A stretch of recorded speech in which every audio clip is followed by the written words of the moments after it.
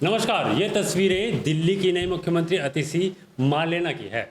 वो किसी फाइल पर दस्तखत कर रही हैं और आसपास सामान पड़ा है और ये वही सामान है जिसे पीडब्ल्यूडी ने 9 अक्टूबर को नो फ्लैग स्टॉप रोड वाले बंगले से बाहर निकाल दिया था। आपने तस्वीरें भी देखी होंगी जब 2 टेम्पो में सामान भरकर सीएम ऑफिस से बाहर आ रहा था। ठीक 2 दिन बाद 11 अक्टूबर की शाम अतिशी को मुख्यमंत्री आवास सौंप दिया गया।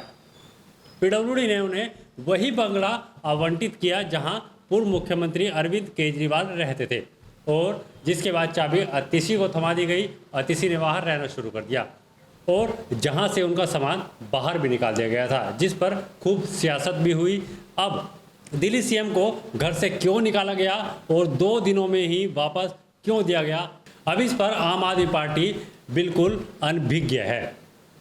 क्यों निकाला गया और फिर 2 दिन बाद दोबारा चाबी दी गई, ये भी जानेंगे। लेकिन उससे पहले यह खबर आप अगर फेसबुक पर देख रहे हैं तो हमारे चैनल को फॉलो कर लाइक ज़रूर करें। अगर आप यूट्यूब पर हमारा चैनल देख रहे हैं तो हमारे चैनल को सब्सक्राइब करना बिल्कुल ना भूलें। अब ये जान लेना बहुत ज़रूरी हो जाता है कि क्या राज्य की किसी मुख्यमंत्री को ऐसे निकाला जा सकता है, और अगर हाँ निकाला जा सकता है तो क्या दोबारा उसे चाबी दी जा सकती है। तो इसका जवाब है जी हाँ, बिल्कुल दी जा सकती है। नियम क्या कहता है और क्या है इसके पीछे की राजनीति, इस साधारण से शब्दों में समझिए। दिल्ली की मुख्यमंत्री अतिशी को 6 फ्लैग स्टॉप रोड के बंगले से निकालने और वापस आवंटित करने की पूरी घटना क्या है, पहले इसे जानते हैं। अब अरविंद केजरीवाल ने इस्तीफा दिया था। तब इस्तीफे के बाद अतिशी मार्लेना ने 21 सितंबर 2024 को दिल्ली सीएम पद की शपथ ली थी। 4 अक्टूबर को अरविंद केजरीवाल ने 6 फ्लैगशिप रोड वाला अपना बंगला खाली कर दिया था। अरविंद केजरीवाल की पत्नी सुनीता केजरीवाल एक तस्वीर में दिखाई दे रही है जहां वो आवास की चाबी एक अधिकारी को सौंपती हुई नजर आ रही है। जी हां, आप ये तस्वीर भी देख सकते हैं। पहले ये आवंटित मथुरा रोड वाला बंगला भी उन्हीं के पास था। अतिशी के शिफ्ट होते ही बीजेपी आधिकारिक प्रक्रिया का पालन नहीं करने का आरोप लगाने लगी थी। यानी कि बीजेपी ने आम आदमी पार्टी को घेरना शुरू कर दिया था। 9 अक्टूबर को दिल्ली पीडब्ल्यूडी की टीम सुबह 11 बजे बंगले का मुआयना करने पहुंचती है और अतिशी से अलॉटमेंट लेटर मांगा जाता है जो उसके पास नहीं था। विभाग के हिसाब से नियम का ना पालन करने के कारण अतिशी का सामान घर से निकाल दिया गया। दोपहर को अतिशी से बंगले की चाबी लेकर उसे सील कर दिया जाता है। आम आदमी पार्टी तभी से माहौल बनाना शुरू कर देती है कि अतिशी को सीएम आवास नहीं दिया गया। अब दिल्ली का पीडब्ल्यूडी विभाग सीएम के अंडर में ही आता है। और क्या विभाग, ये जानना बहुत ज़रूरी है, क्या विभाग अपने ही मंत्री को निकाल सकता है? जी बिल्कुल नहीं निकाल सकता।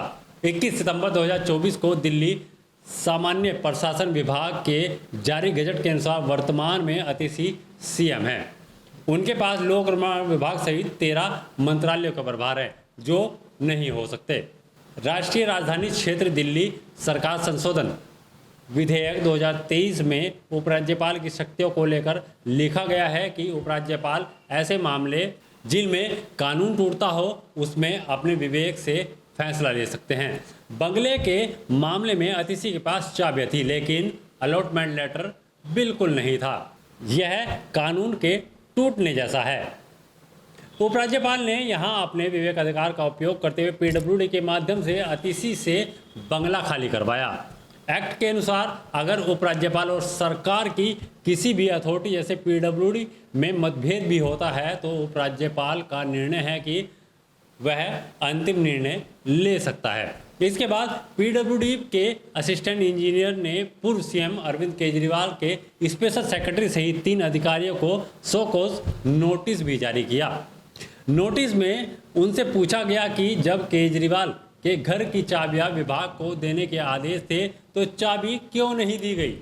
इसके बाद राजनीति गर्मा गई और आरोप प्रत्यारोप का दौर शुरू हो गया। अब एक सवाल ये भी उठता है कि क्या केजरीवाल के बंगला खाली करने के बाद अतिशी ने नियम तोड़कर बंगले पर कब्जा किया था? आमतौर पर हर राज्य में एक सीएम हाउस जरूर होता है। दिल्ली में कोई बंगला आधिकारिक तौर पर सीएम हाउस नहीं है। पिछले 30 सालों में दिल्ली के सभी सीएम अलग अलग बंगलों में रहे हैं। माना जाता है कि अतिशी जब सीएम बनी थी तो वे 6 फ्लैगशिप रोड को सीएम बंगला मानकर उसमें रहने के लिए चली गई। अतिशी के पास पीडब्ल्यूडी विभाग को कोई अलॉटमेंट लेटर नहीं था, इस लिहाज से उन्होंने नियम तोड़कर बंगले पर कब्जा किया। दूसरा नियम ये भी है कि जब किसी मंत्री के पास एक बंगला पहले से ही अलॉटमेंट होता है तो वो दूसरा बंगला नहीं ले सकता।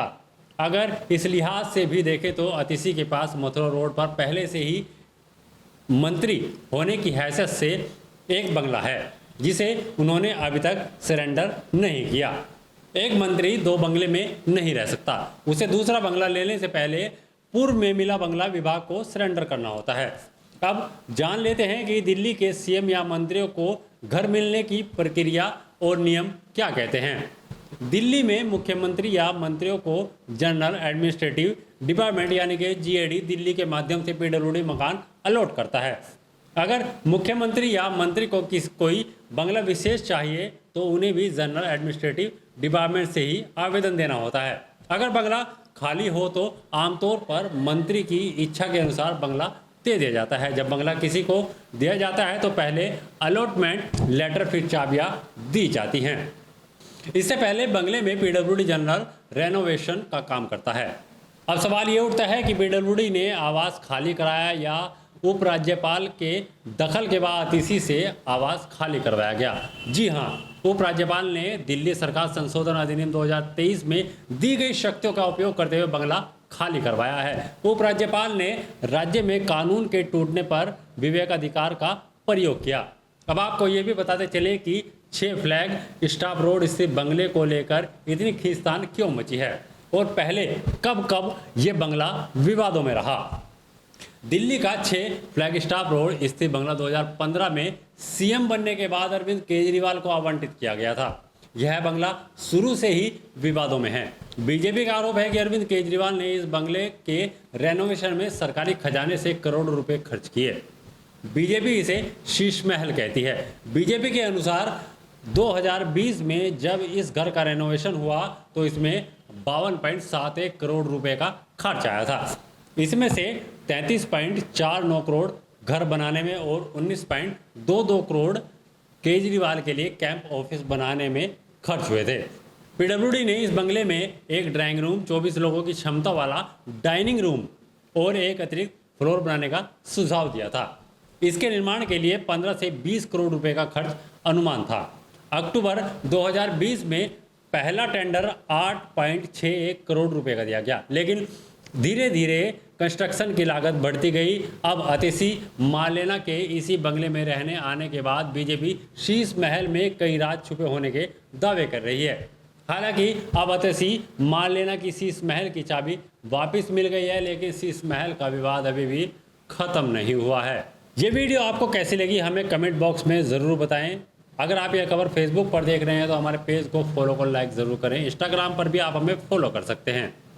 अगर आप यह खबर YouTube पर देख रहे हैं तो हमारे YouTube चैनल को सब्सक्राइब करना बिल्कुल ना भूलें। नमस्कार। अगर आप ये खबर फेसबुक पर देख रहे हैं तो वीडियो को लाइक करके पेज को फॉलो करें। इसके अलावा अगर आप इस खबर से YouTube के जरिए जुड़े हैं तो चैनल को सब्सक्राइब करके बेल आइकन दबाना बिल्कुल ना भूलें। नमस्कार।